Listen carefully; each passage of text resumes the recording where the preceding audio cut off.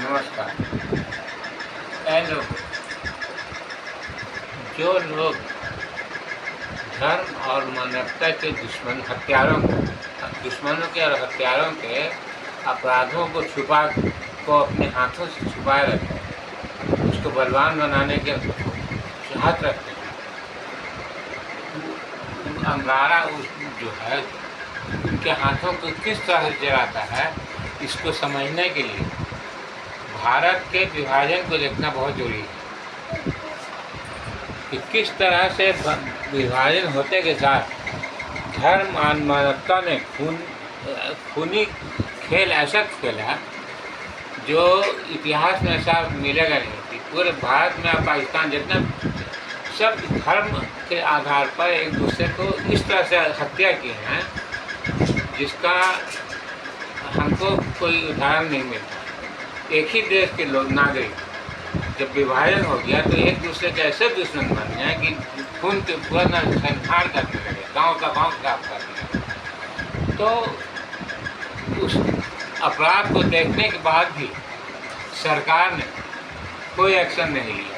कौन लोग हत्या किए, कोई ग्रुप था, कौन हत्यारे कौन लोग हैं, इसको कि आज तक इसका परख नहीं किया गया, जिसका नतीजा ये हुआ कि आज भारत में और भारत पाकिस्तान तीनों टुकड़ा देश भारत के तीनों टुकड़ा में इस धर्म मतलब हिंदू मुसलमान तो अपना सिमट के छोटे होते जा रहे हैं और तीसरी शक्ति इन दोनों समुदाय पर हावी हो गया और इस हद तक हावी हो गया कि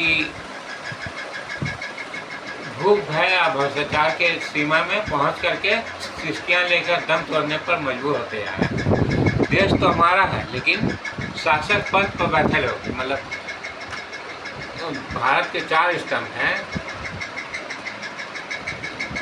ये विधायिका, कार्यपालिका, न्यायपालिका और प्रचार मीडिया, तीनों तंत्रों पर देश के दुश्मन हावी हो चुके हैं जो संविधान को मिटाने का प्रयास करें, देश के नागरिकों को उनके अधिकारों से बेदखल करके संविधान को ही मिटा करके उस देश के शासक बनना चाह रहे हैं। लेकिन हमारे देश का दुर्भाग्य है या हमारे लोगों का दुर्भाग्य है जो देख कर भी नहीं देख पा रहे, समझ पा रहे। अब सबसे आगे इसमें मीडिया है जो देश के नागरिकों की समस्याओं से उसको कोई मतलब है नहीं, खाली सरकारी चापलूसी में समय बिता रहा है जो हानिकारक तो देश के लिए, लेकिन लोग समझ नहीं पा रहे हैं तो हम क्या करें। लेकिन जाने तो जिसको दुख भोगना उसको कोई संभाल नहीं सकता।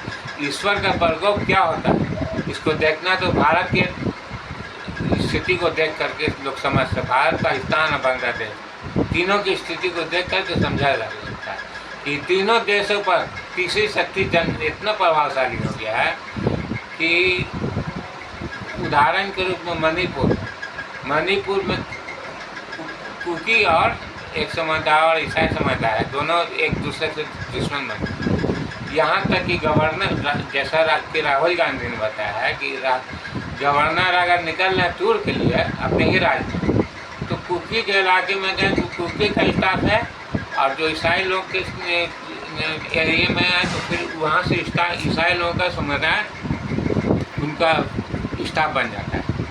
ऐसा स्थिति हो गया और एक दूसरे और दावा कर रहे हैं कि अगर कुकी हमारे क्षेत्र में आएगा तो हम उसको मार देंगे और ईसाई लोग मेरे क्षेत्र में आएगा तो मार देंगे। ऐसा स्थिति बन गया देश का, एक ही देश एक ही राज्य का ये स्थिति हो गया।